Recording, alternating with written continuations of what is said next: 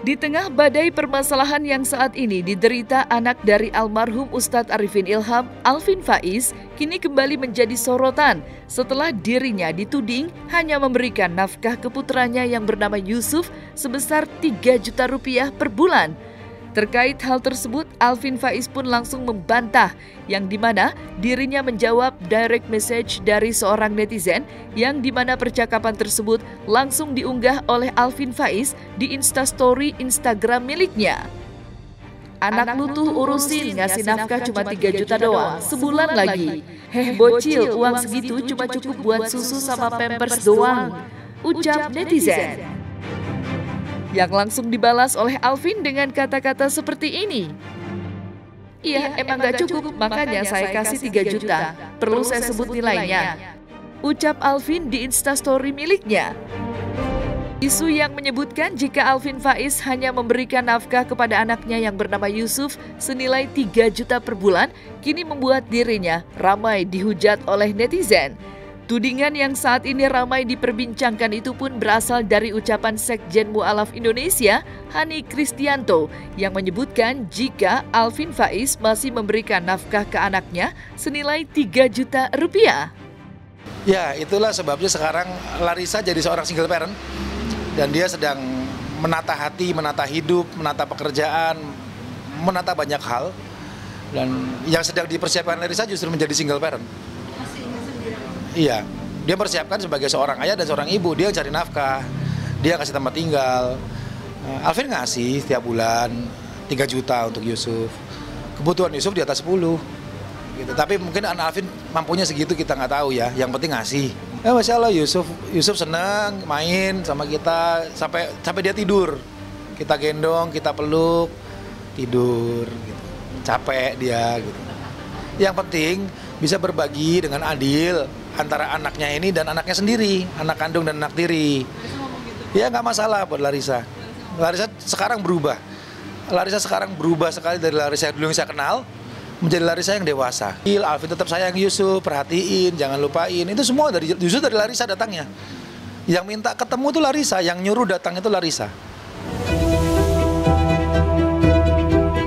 Masalah demi masalah yang saat ini dihadapi Alvin Faiz kini justru berbanding terbalik dengan sang mantan istri Larissa Chow, yang dimana sudah 200 pria berniat untuk melamar Larissa untuk menjadi istri. Terkait berita tersebut, Hani Kristianto selaku orang terdekat dari Larissa pun membenarkan dan menjelaskan syarat-syarat bagi siapa yang mau meminang Larissa Chow.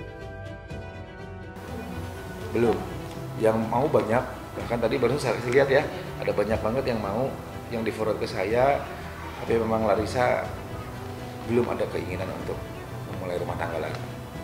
Kalau lihat kriterianya kira-kira seperti apa Pak? Kriteria yang dia mau yang pasti sekarang Larissa mencari sesuai dengan yang ditentukan oleh Islam. Yang pertama, laki-laki itu harus soleh, rajin mengaji, takut kepada Allah, terus suka bersedekah, beribadah, yang pasti nggak suka main game, bisa menuntun dia dunia akhirat, membimbing dia. Kenapa nggak suka main game? Apakah ada trauma sama masalah sama yang kemarin atau seperti apa? Ya, Larissa 5 tahun menikah, tinggal di pondok pesantren yang cukup kita kenal di Indonesia, tapi sampai hari ini alif batasa aja nggak bisa baca karena pasangannya sibuk dengan main game. Disayangkan ya, akhirnya game itu membuat orang melalaikan waktunya. Padahal buat seorang muslim itu waktu itu sangat berharga, dan kita akan sangat menyesal kalau kita menggunakan waktu kita melewati hari-hari kita dengan hal-hal yang tidak bermanfaat. Lebih 200 lebih sekarang. Ya namanya juga nge-DM ya. Gitu, namanya juga orang masuk ke IG kayak kita lah, terima DM banyak. Ya wajar-wajar aja, cuman sayangnya kan masa idah belum selesai. Salah tempatnya kalau sekarang melamar. Yang kedua, salah tujuannya. Cara melamar Larissa itu bukan ke Larissa, ke bapaknya. Bapaknya kan masuk Islam juga, sudah muslim. Ya, ke bapaknya bilang, "Om, saya mau sama anaknya Om." Iya. Sosmed, ada yang WA juga kalau yang kenal. Ya sudah ada nomornya, nge-WA langsung. Ada pengusaha publik figur ada. Kalau berbicara tentang masa idah itu, masa idah kalau Larissa kira-kira sampai kapan ya? 3 bulan tambah 10 hari. Dimulai dari kapan dan sampai kapan? Dari perceraian pertama. Dari perceraian itu tambah 3 bulan tambah 10 hari selesai. Masalah Larissa selesai masa idah pun belum mau nikah. Gitu yang dia bilang. Berarti dari Banyak yang baik, dia bilang banyak yang baik, tapi sayangnya dia belum siap untuk nikah. Ada yang Larissa juga kenal, dia bilang saat ini Larissa nggak mikir nikah, dia lebih mengutamakan Yusuf. Ya, Larissa trauma. Kalau bapak kandungnya aja nggak peduli sama Yusuf, apalagi bapak tiri. Itu kata-kata Larissa. Bapak kandungnya aja nggak peduli, gimana kok kalau bapak tiri? Mungkin lagi sibuk bulan madu ya, kita maklumin pernikahan pengantin baru. Dia ngomong, lihat media kayaknya ya. Maksudnya, Larissa trauma, ya, mungkin takut gagal lagi. Terus Abel bilang kok yang penting calon suaminya bisa tidak membatasi saya dengan Yusuf. Saya bilang, nggak tahu, ngomong langsung aja gitu.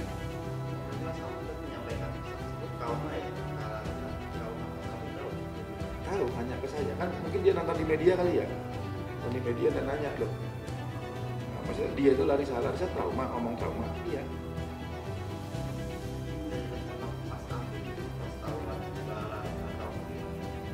Ya kan sudah untuk istri baru lah, udah masa lalu juga gitu. Ya bukan urusan dia juga trauma nggak trauma. Ya dia bilang, ya dia tadinya lihat wawancara dengan Mu'alaf Sutraya Safia, dia nangis karena Larissa dites kan dikasih Al-Quran, nangis langsung.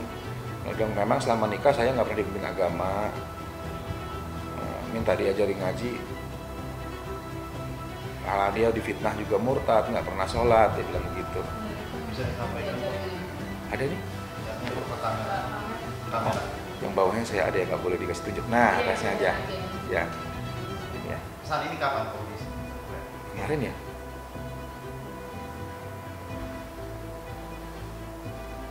kalau melihat Larissa yang bilang belum sampai saat ini belum bisa ngaji, kau sendiri gimana sih perasaannya? Ya, Simpati atau kasihan atau seperti itu? seseorang ketika masuk Islam, ini hikmahnya ketika seseorang masuk Islam ya harus dibimbing ya, harus dibina. Jangan cuma disyahadatkan, lalu difoto-foto, lalu dimasukkan ke media sosial. Ingat, orang masuk Islam ini manusia yang masuk Islam bukan komoditas, bukan bahan ajang buat pameran, bukan bahan ajang buat dipamer-pamerkan, tapi diajari. Tanggung jawabnya berat ketika kita sudah membina orang masuk Islam. Tanggung jawab kita berat untuk membimbing dia sesuai dengan jalannya Islam.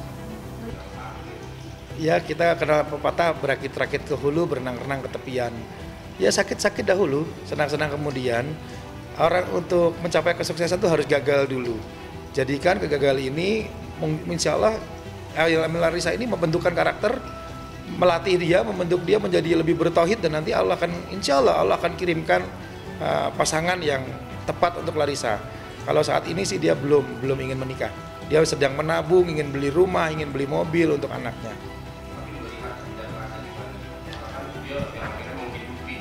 Ya. Ya, Masya Allah ya.